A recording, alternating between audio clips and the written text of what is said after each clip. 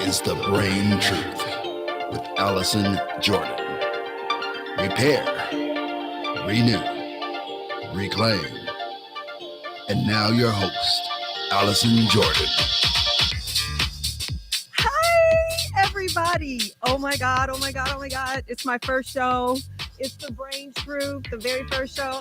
I'm here, I got here and I thought it was going to be we were going to have champagne. I brought a bottle. I thought I was going to have all my people in here. It was just me by myself.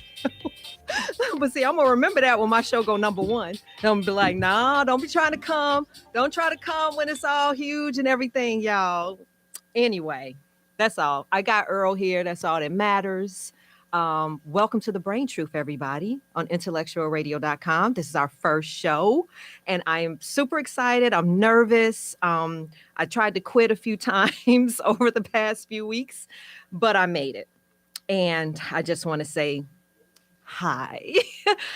Did y'all like that intro? Okay, so the legendary Jesse Sanders. I don't know if you guys know him. He's a very well-known DJ. Love can't turn around, blah, blah. Anyway, Google him. He did that music for me. That was original music. That's his voice. And then Jeff Morrow, who is like the voiceover guru, he did all the production for Empire, and he likes vocal coach like Jennifer Hudson, everybody. He did another intro for me and an outro and all. I mean, I just feel so blessed. So that was my little intro. I don't know if y'all heard it, but you're going to hear it every week now. I want to thank my sponsors. My very first sponsor was Pretty 12 Cosmetics. She was my very first sponsor. I got to give it up to her. And then Gemini Labs testing. We pop up everywhere. We do COVID testing everywhere. Just a little swab. So I want to thank Vivian Ritter, who hooked us up with Gemini Labs, and Swabs and Swirls, which is a company I founded with Dr. Rita McGuire. And she is also one of my sponsors, Dr. Rita McGuire Lifestyle. She's also the co-founder of Wakana, which is a cannabis company. Anyway, if you want to find out how to be a sponsor, because I still need more sponsors and supporters and donations, because I got to pay for these lights. I got to pay for this beautiful mic, and he let me use his phone stand, and he got to go to work in the morning. He got a family. So just go to www.thebraintruth.com, www.braintruth.com, and go on there, find out more about the show, find out how you can support and how you can sponsor. And I'm going to be asking people to call in. So I want you guys to write down this number, 708-223-8953, 708-223-8953. So write that down, because I'm asking y'all to call in tonight, because I'm going to, let people just kind of chime in and let me know how I'm doing. You want to say something, you want to give me a prayer, anything you want, just come on in. So I do want to do a disclaimer, because tonight I am going to sort of talk about my journey and why I'm here. So if there's people that are sensitive to some of the things I'm going to talk about, my journey and trauma that I've had in my life, you may want to, leave or turn me off, because I'm going to just tell it like it is. Like my mama said, tell it like a TI is. Okay. So that's what I wanted to do. Put a little disclaimer there first. Okay. So I just want to come on the show today without any guests and just be here as a woman to try to normalize the stigma of mental health. This is my story. This is my truth. And this is my why. So I have to do this because I have to go first, So I'm just kind of raising my hand. And I'm saying I'm going to go first, okay? I want to set the tone, because I want to let you guys know that it's okay. It's okay to talk about mental health. It's okay to talk about trauma. Sorry, that's my tissue. I brought it just in case. So here we go. So back in April of last year, I got a book deal. Woo! The name of my book is called Life Profoundly, and How I Became a Palm Tree. I was excited. I got signed by Lumen Publishing. Shout out to Marilyn. I hope you're watching. And so I just started writing my book. Like, okay, people want to know my life. As you know, I worked in the entertainment industry and did a lot of stuff and produced shows and And it was just going to be a really amazing book about my life. And so I started to write it. Do. And then all these memories and the stuff came up. I was molested at 10 by a family member. I later found out it was a cousin. He since have passed. I was molested at 12, and I was raped at 18 in college, my freshman year. A guy that I liked, I trusted. He put something in my red smoothie, or it wasn't a smoothie, it was one of those ices from like you get those little gulps or whatever. And he put that in my drink, and was what you would call a drug date rape. And I actually got pregnant from that and ended up having to have an abortion. So I started having these panic attacks. And on top of that, it was the pandemic. So I was locked in the house and I started having these panic attacks. I started having nightmares. I was calling 911. I thought I was having a heart attack. I was going to the emergency room like every day, every other day. And I just was drowning. I was falling. It was debilitating. I remember telling my husband I didn't know what was wrong with me. I'm like, something's not right. Something's wrong with me. And oh, just go to sleep, relax, you'll be fine. But it was something wrong with me. Okay. Most people didn't even know. There were people that were coming by my house, dropping food off to me, and I was just crying. I was so grateful. I couldn't leave the room. I couldn't sleep. And so on June 27th, I went to St. James Emergency Room because I was literally tachycardia. My hands were like this. I couldn't even move them. My son, I remember he was bending my hands down, like, mommy, mommy, mommy. He was trying to straighten my hands out. And I went to St. James Hospital and they looked in the computer and they saw that I had been there so many times that they ended up signing a petition to transfer me to River Edge Hospital, which is a psychiatric hospital. But before I go into that, I want to kind of stop there for a minute because I want to tell you about my journey in the hospital. But before that, I was really doing everything that I could. I didn't know what was going on with me. And I remember watching Ayanna Van Sant. She had some morning shows during COVID and it was this prayer thing and the journey. And I was watching it and I was watching it and I was watching it. And I was just reaching for things to try to self-help.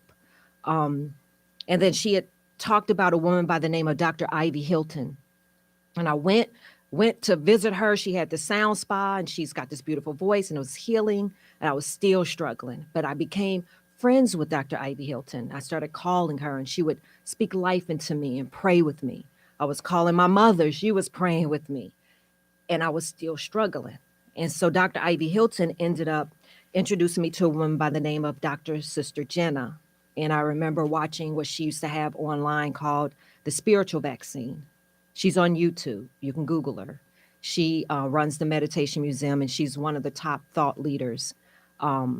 She's a lot of celebrities, private. I don't want to tell everything because she's humble.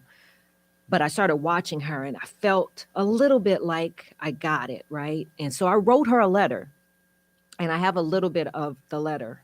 And this was on May 11th, 2020. And I said, Sister Jenna, I'm now desiring a path of mental clarity and spiritual balance. I want to be healthy. I want to be free from fear. And I just want to embody love and peace every day in an authentic way. I believe that I can be transformed into the person I am supposed to be. I am just vulnerable, and I'm finally honest with myself that I need guidance and I need help now. So the panic attacks kept getting worse, but I felt like that planted that in the universe, and I left it there. And so I ended up going into the psychiatric hospital on June 27th, River Edge Hospital. And it was during the pandemic. I was in an ambulance riding by myself. I got there, they take your phone. You couldn't call anybody. I was scared. I was alone. They put you in this room. And then that's your journey. And I remember one day the psychiatrist was like, "Oh, so you're gonna talk today?" And I said, "I've never met you before. What are you talking about? I'm gonna talk today." He goes, "I've been talking to you every day for 9 days." And I was like, "No way. I've never met you." He's like, "9 days." And at that point, I knew there was something major about mental health. Here I am. Everybody knows me. I'm strong. I produce shows. I do this. I do that. I can sit here and run down my resume. You can Google me. And yet 9 days of my life is missing somewhere. And that's when I went in that room and I got on my knees and I started to pray. And I started to ask God to cover me. And I had made a commitment to him that if you got me out of here, I would dedicate my life to mental illness, mental health, mental education. At the time, I didn't know what God had in store for me. And I woke up one night and I remember seeing my 10-year-old and my 12-year-old and my 18-year-old, my 22-year-old self. They were standing right there. And I'm like crying and screaming. And they are like crying, like, "Save us, help me." I literally was seeing this. And there's a woman by the name of Dorothy, a nurse there, been there for 30 something years.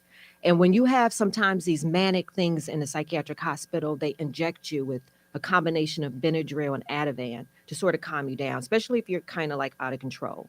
And they were going to, because I was just like freaking out, like, "Oh my God, oh, I'm seeing these things." And she said, "Hold on, stop." And she ended up letting everybody leave the room. And she said, "There's a difference, and I've seen it before, of clinical depression and spiritual depression. And what I think you're experiencing is spiritual depression. You got to leave those young girls here. You got to do the work to move in your future, and you've got to start praying." So I called my husband and said, "Bring me my Bible." So I started praying every day. I saw my grandmother came to me. This is real stuff. Like, and she told me to find her Bible. "You need to find my Bible." Momo, my dad's mother, and my mother's mother, Mamone and Momo. And she said, "I wrote on every page of the Bible." And I'm like, "I didn't know you could write on every page of the Bible." I know now. And she had paper stuck in there, and there was a scripture that she had in the middle of it. And she wanted me to get it. And at the time, nobody knew where the Bible was. And I was calling everybody who was looking for this Bible, which brought everybody together because they had to find this Bible. She kept telling me, "Find the Bible." And I'll read that scripture to you. I've never told anybody what the scripture was, but I'm going to read it later. But that's when I started my journey of, this is bigger than myself, right? And so NAMI, the National Alliance on Mental Illness, one of the prerequisites to work for them or volunteer for them is that you either have to have a mental illness or know someone or be a caretaker. And they come into the psychiatric hospitals and they sort of talk to you and they process things with you. And so I was just kind of obsessed with these people from NAMI. They were coming and I was like, "Oh my God, I'm going to work for you guys. I'm going to do stuff with you. And I don't know, I just need to talk to these people and tell me your journey." And started waking up because I had lost 40 pounds. My hair was matted. I looked a mess, actually, but it's okay. I was being reborn. So I started waking up and showing up to all the groups, participating in the groups, talking, drawing, painting, doing everything I was supposed to do. And on July 15th, I was discharged. I'm diagnosed with PTSD, social anxiety, panic disorder, and depression. They prescribed me antidepressants which I took. I had an anxiety pill that I had to take, and I had a PRN, which you take when you're having a depressive moment or an anxiety attack, along with my coping mechanisms that I had to use. And that's what I took home with as my toolkit. But when I got home, my husband was taking care of me. He was cooking for me. And I was like, "Oh my God." My marriage was restored because we were having some marital problems. I mean, when I tell you that I was not able to get out of the bed every day, my son was helping me. Mental health and depression is debilitating. Anybody that's watching, Anybody that's listening, mental health is debilitating. It hurts. And it was a battle of indescribable proportion. So my husband ended up leaving me on September. Sorry. In September, my husband left me. And I'm sorry. He left me, and I had to start to clump not only the past drama, and I had to clump that pain along with it. So that's when I had to cling on to God. And it wouldn't be until today that I can actually say and know why.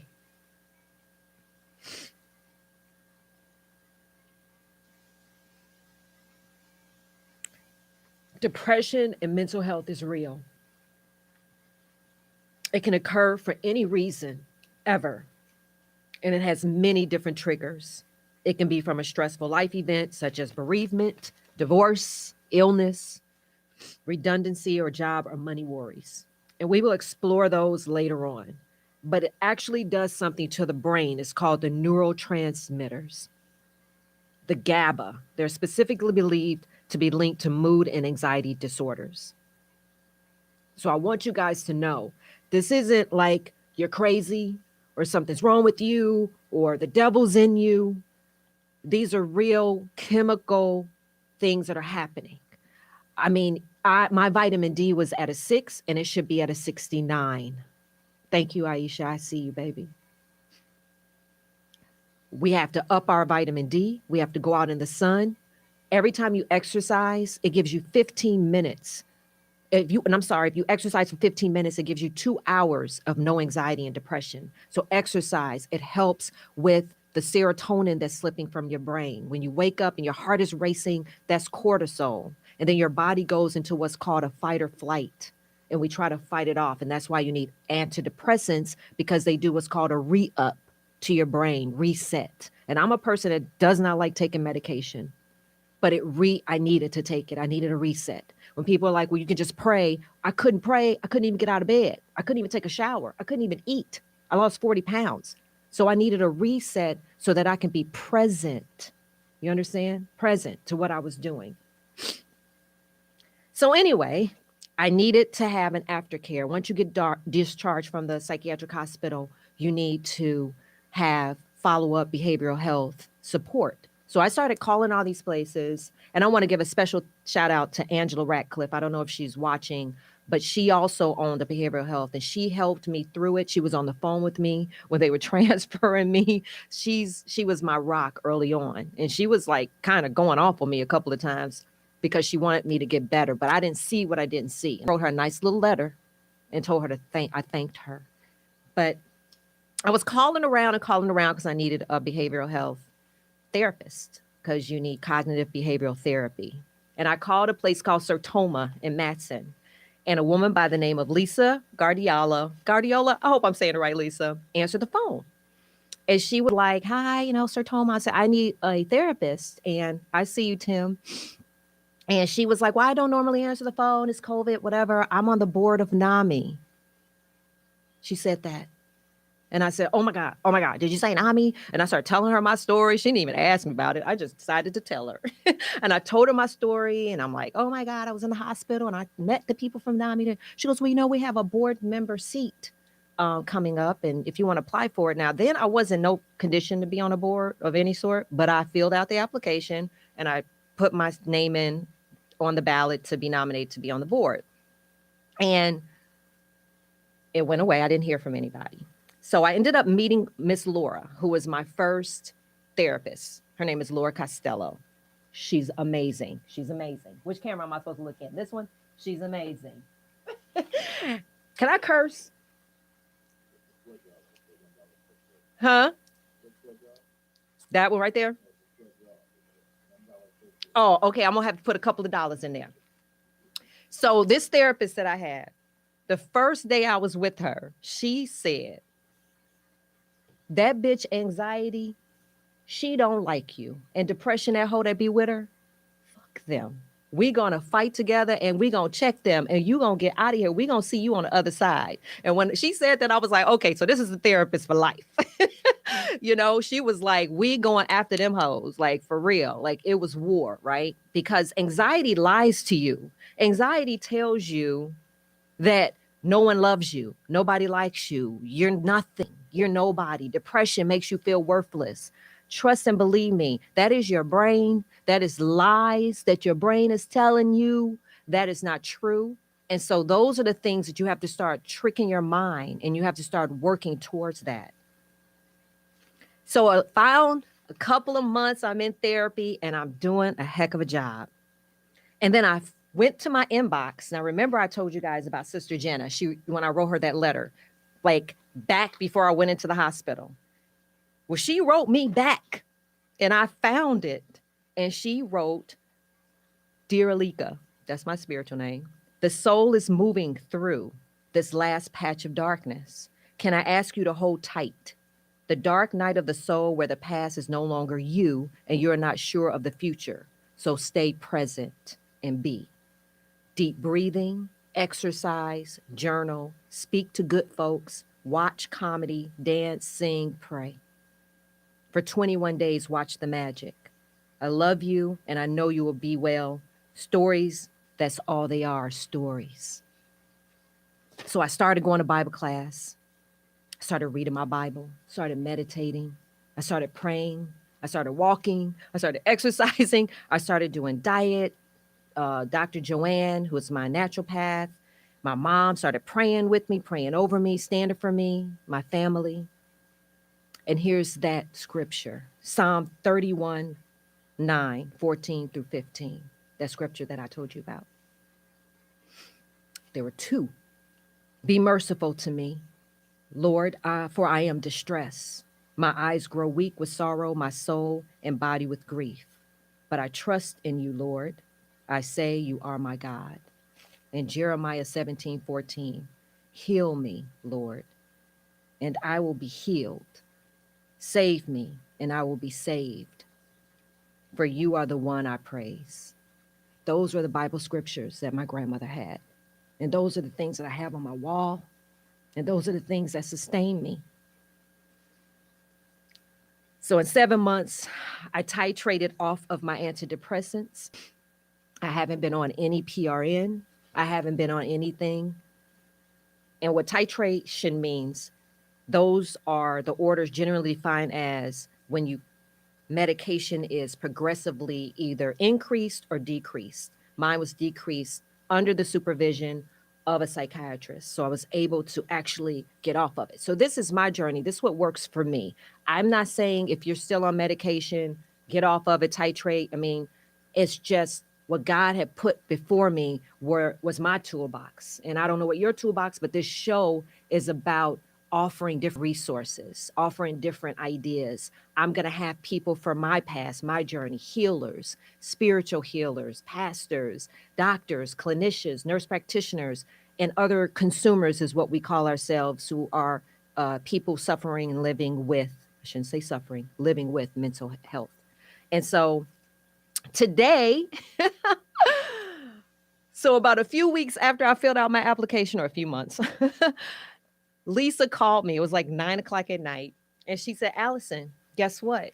She said, you've been nominated to be on the board of NAMI. And when I tell you I screamed like I won the lottery. You would have thought I had won $10 million. Because see, I planted that, remember? I planted that. And so not only am I a board member for NAMI, I brought my little stuff. I am QP certified in suicide prevention. I am a youth mental health first aider, and this was given by the National Council for Behavioral Health. And I am a NAMI Connections support group facilitator, not only for NAMI Chicago and NAMI, Illinois, but also for NAMI South Suburbs, which I sit on the board for, who's also one of my partners and one of my sponsors. And I want you guys to go to my website, thebraintruth.com, because you can click on the resource page, and there you can connect to NAMI, Illinois, NAMI, Chicago, and find out the stuff that we're doing. And I just want to give you guys some statistics, because since COVID, since the pandemic, I'm going to read this, more than 42% of people surveyed by the U.S. Census reported 42% symptoms of anxiety and depression, an increase from 11% from the previous year. Okay. Last year, wait a minute, I'm gonna keep reading. Hold on. According to Kaiser Family Foundation, that's called KFF, increases in alcohol consumption, 15% since the pandemic, and the worsening of chronic health conditions are 13%. So people who are suffering from like heart conditions, that's why people were getting strokes and heart attacks. They weren't dealing with the depression and stress, right? That was because of the pandemic. And then, of course, all of us experienced George Floyd, didn't we? I mean, that was PTSD for the whole entire country. And the National Law Review said that divorce increased by 46% in the U.S., with newer couples being the most likely to file divorce. So people who had just got married during the pandemic, they all pretty much over half of them got divorced or filed for divorce. Last year, over 30,000 people called the Illinois Domestic Violence Hotline for help. There was almost 20% of the 150 calls a day and text messages, 35% were for shelters. 500 of them were for safety measures. That means they put people in Ubers and they got them to a safe place. And then remember Michelle Obama, she said that she's dealing with some form of low-grade depression due to the coronavirus lockdown, racial strife in the U.S., and the Trump administration. So what I want to do with my show is I want to talk about it. I want to be authentic with it. And I want to remove the stigma. I want to show that a strong Black woman or a strong person, I want to change that narrative. I want to say that strength comes from being honest, from being vulnerable, from telling the truth, from having a breakdown and telling people about it, and going through depression and anxiety. It's okay. It's okay. God has an assignment on my life. I know that. I almost gave up. Doing this show. I had to call the Warm Line. The Warm Line is a 24-hour line that you call when you're in trouble and they process things with you. I called the Warm Line 2 nights ago, spoke to a guy by the name of Dwayne, and at Sertoma, the behavioral place in Matson, they have a Warm Line. And he spoke life into me and he processed things with me. And I know that anxiety and depression, it can manipulate you, right? It's cruel. It's really cruel. And people don't understand it. And I want to make sure that this show has a way to let people understand. I believe when you go home from the doctor and they give you medication, it's a directions on there on when to take it, what to take it. If I had cancer and I had a port in me, they'll teach somebody how to give me infusions, or they'll have somebody come. But there's nothing that is given to people, discharge from an institution for family members and friends to know what to say and what not to say. Triggers, suicide ideation is up, because if you're depressed, there's stuff you just shouldn't tell a person that's mentally depressed. You don't tell them you got the devil in you. You should just get up or get over it or with all those things. But people don't know what they don't know. So people are going to say stuff unknowingly. But we've got to change that. People need a toolkit. When I go home, there should be an advocate with me or anybody checking out of a mental hospital. And that person needs to go through some 5-minute training or some pamphlet and say, do not do this when she gets home. Do not do that. Period. And that's what we're going to talk about. And those are the things I'm going to lobby for. Those are the things that I want to change, right? So anybody out there that's experiencing anxiety and depression, God chooses the strongest of us. Know that, and you're not alone. And to my husband, I forgive you, and I love you, and I understand, because he himself was dealing with mental health, his family, his mother, and he didn't know what he didn't know. And I probably was showing up in a way that was worth leaving? I don't know, but I'm not that person today. And I haven't got a chance to talk to him or tell him, but that's okay too, right? Because, like Sister Jenna said, those are stories. And I was living in a story. And he played his role. And now he's playing a different role. And I'm playing a new role. And so I'm okay. You know, it's just when you don't know about mental health and you can't save a person or you can't recognize it when it's happening, you lose people. And I want to be a beacon of light to you, to tell you, recognize it so that you can transform those relationships. So I've written down a list because I thought I was alone, like tonight. But when I started writing names on this paper, and I'm sorry, it's so many names of people that have been standing for me. So it's not in any order, but Sarita Talbert, Tony Williams, Felicia Moore, Deontay and his husband, Darion, Tatiana, Jalen, my sister, Krista, who I think is one of the strongest people, and my niece, Zion, of course, Sister Jenna, Dr. Ivy Hilton, Drew, Pastor Carol Brown, my therapist, Emily and Laura, Angela Ratcliffe, my mom, Pastor Reverend Jeanette Jordan, Rita McGuire, Uncle Fred, my heart, Derek Durr, Kokala Reynolds, who's gonna be my producer. I think she's watching.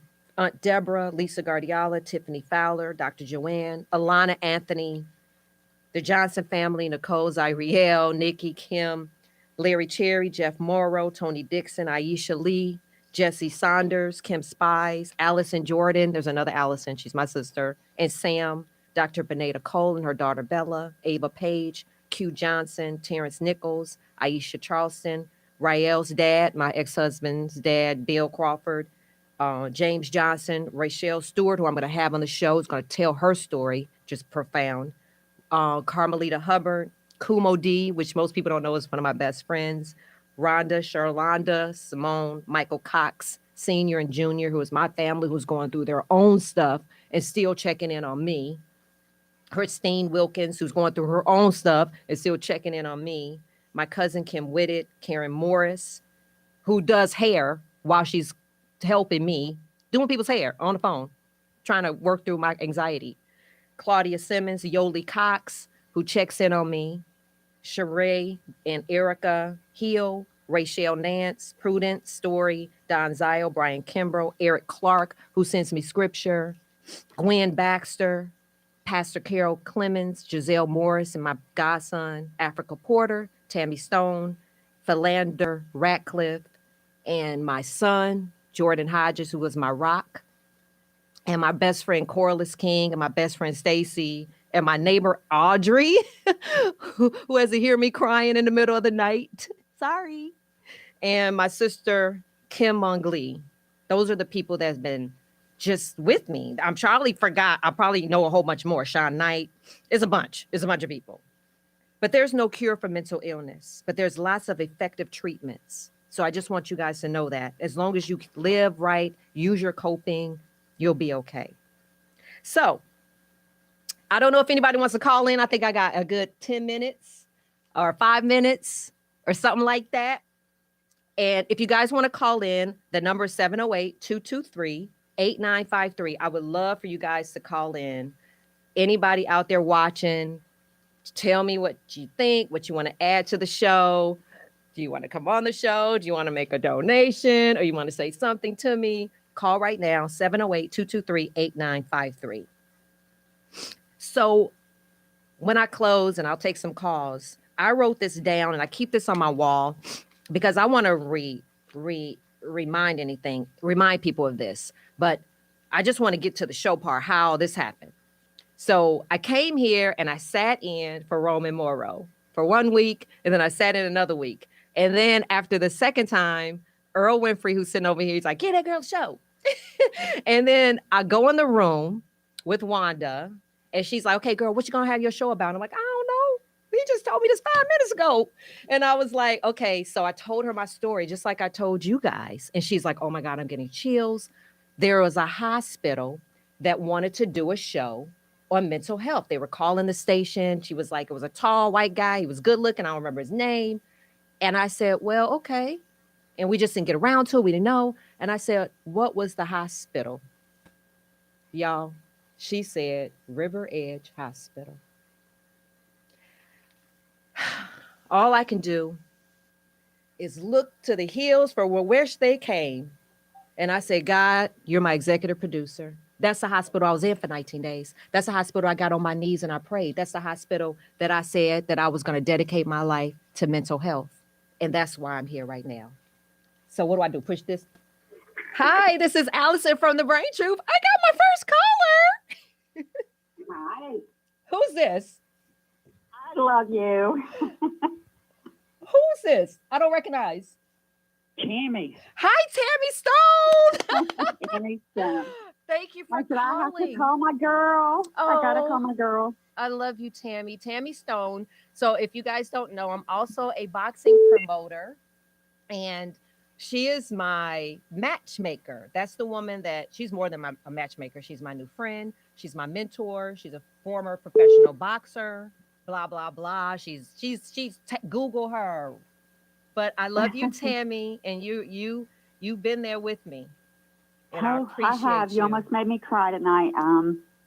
I just watching you. I'm so proud of you. Thank you. Yeah, I am. And, you know, a little bit of my journey. And I was like, man, I got to call in because I'm thinking of a subject that I'm sure probably more millions that we can even think about. We're not thinking about these people. Yeah. And, you know, I go through my own journey of depression and anxiety and stress and PTSD. My whole life is, you know how my life is. It's a whole different movie there for us. We're both we need to make a movie. Okay. Yeah, for sure. But it's about those that's thinking about suicide and not those that are thinking. Me say this word right. That their family's going to be better without them. Yeah. We should have a segment, and I would love to talk about the topic because I've lost two people, as you know, to suicide. One was the love of my life, my husband. Wow. And those that are thinking about suicide do not think about nothing but the family's better off without them. When in reality, you know, and I've even begged my own fighter, please, you don't know what you're leaving if you go to do this, because I've been there for 13 years. There's no healing. There's just coping with it. So if anybody's thinking about suicide, they need to listen to my pain and my story and my children's story to know we're not okay. We know it's okay not to be okay, but we're still not okay, and we never will be for the rest of our lives because we are survivors of a daily pain for the rest of our lives. And I know it takes a lot for a person to pull that trigger or to pop those pills or whatever they do to end it, as graphic as it can be, but they don't realize the damage they are leaving behind after they're gone. Yeah. Well, guess what, Tammy? You don't do the whole talk show. I'm gonna bring you on the daggone show. I think that is I'm gonna bring you. We can talk about boxing and we can talk about PTSD. We can talk about athletes with it and all of that. Oh, yeah. So do I have is somebody else? Because there's some other people trying to call. I got 5 minutes. Okay. Definitely. I love you. You got 5 minutes. I love you. I'm gonna bring you on the show. I'm gonna bring you on the show. Gotcha. Bye. Bye. Good night, hon. Good night. Good. So what do I do? Hi, this is Allison from The Brain Truth. I got my second caller. Oh my gosh. Hi, Allison. Do you know who this is? Who is this? It's Kim. Hi, Kim Spies. Okay, so Kim Spies is a well-known boxing, I don't even know. She works for Deontay Wilder. That's all I know, and his wife. So anyway, she's also a manager and works for the WBC in Europe. Hi, and was with me in the hospital when I snuck away, remember? I snuck in, I got my phone, and I text you. Yes. I text you and my friend Allison Jordan. I just want to say, first of all, I'm so proud of you and congratulations. And, you know, COVID has not been kind to a lot of people. You know, it exemplified people's mental struggle. Yeah. And it was, you know, lockdown was extraordinarily difficult on me because my isolation from the world is still continuing because of my situation as a caregiver. Yeah. And which is really my first and foremost job. And you spent a lot of time, even through your struggles, checking on me. So I can't. It's going to make me cry because there are very few people who were concerned about my mental health. And you honestly were probably the only people that were. I love you. I'm going to have you on the show too, but I got a whole bunch of calls. So I love you. I got to get as many calls as I can get. Take your call. I love you so much. I love you too. Okay. And thank you for doing this, and congratulations. You're doing such a service to everyone, and it's so wonderful. And I appreciate everything that you've done. Thank you. Thanks, Kim. I love you. Bye-bye. I'm sorry. Oh. Hi, it's Allison of the Brain Truth. I like saying that. Hey, who's this? Can you hear me? I can hear you. What's up, Big Al? Oh, Brian. Hi, Brian. What's going so down? Brian worked for me when I was married to Craig Hodges, and he was our everything. I don't want to say houseboy because you were more than that. You were our life boy. But hi, Brian. I love you. I love you. Oh, no doubt. I've been checking it out, and man, tell the brother over here just getting emotional. Oh, you know what I'm saying? Well, you know, with me with the VA, man, the PTSD is real. Yeah. Real deal. Well, I'm gonna have you on the show too. I already got all my guests, everybody. Oh yeah. Okay, I got to wrap up my show. I don't know, they're not giving no overtime, but I love you. Thank you for calling me. All right, for sure. Bye-bye. Take care. I think, is that it, or is more people calling? Oh my goodness. Hi, it's Allison. Talk fast. Well, hey, Allison, how are you, superstar? Who is this? Vera Giles Norris. I am sitting here just listening to you, and I'm thinking, you better rock it, girl. Oh, thank you. Such a great. Hey, Earl. Hey, everybody, Intellectual Radio. But I just want to say that this is so needed right now. Mm-hmm. I actually was just holding a conversation with some good friends, and we were talking about depression and stress, anxiety, and some of the things that people could do to actually release the pressure. Mm-hmm. And I'm just going to share maybe just 3 things with you, and then we could talk more. But one of the things that I said that people need to do is to do some earthing. Go outside, take your shoes off, and just walk through the grass. I did that. Yes. You did that, right? I did that. That works. Mm-hmm. Yes, it does. Connect with the earth. Yes. Connect with the earth and be willing to hug a tree. I hugged a tree too. And release that pressure, release that stress, release that depression, and give it to the tree and say, you know what? You do something with it. I need to let it go. Yes. And last but certainly not least, be willing to purge. Some things you're going to have to let go. Material things, clothing, you need the space. But then you're going to also have to release yourself from toxic friends and family members. And just, tell them, hey, you know what?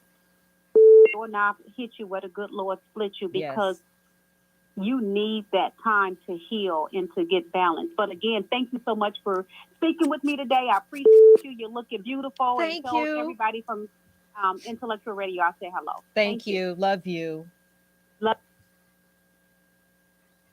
Hi, it's Allison.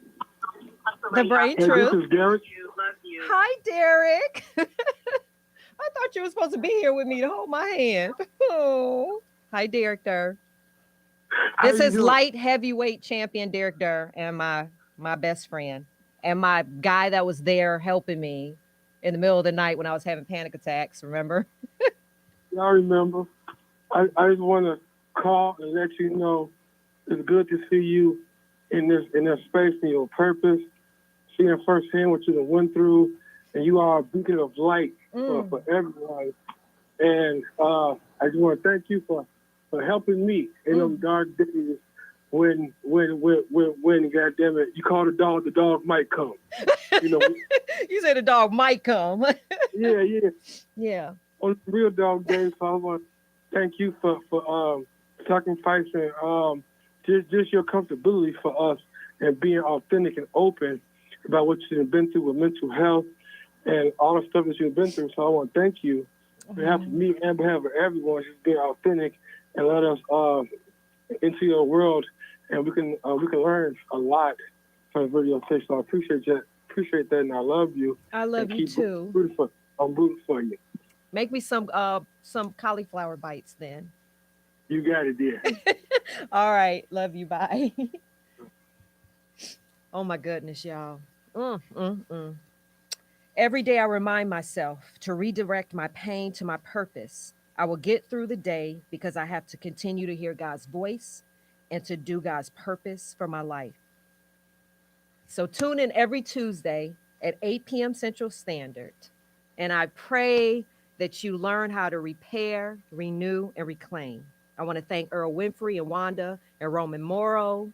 Tune in to Intellectual Radio. Incredible programming.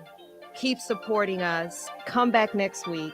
Call me every week. I like answering it and saying, oh, it's Allison every Rachel. And I love you all. And thank you so much. I love you. I love you. I love you. I love you.